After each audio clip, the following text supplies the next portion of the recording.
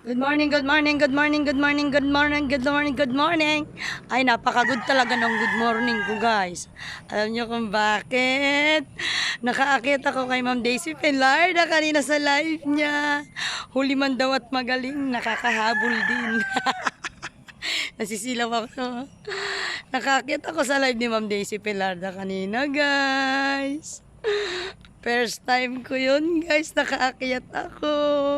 Uy, ang tagal ko kaya nagantay noon. Nawala na nga ako ng pag-asa makaakyat dun, guys, eh. Pero merong nag-text sa akin na punta daw ako doon, baka sakali makaakyat na daw ako ngayong araw na to. Uy, hindi talaga nagkamali. Diyos ko, pasarado na lang yung live ni Ma'am Daisy. Nakaakyat pa talaga ako. Ginawa ko yung reels, guys. Mapanood nyo yun.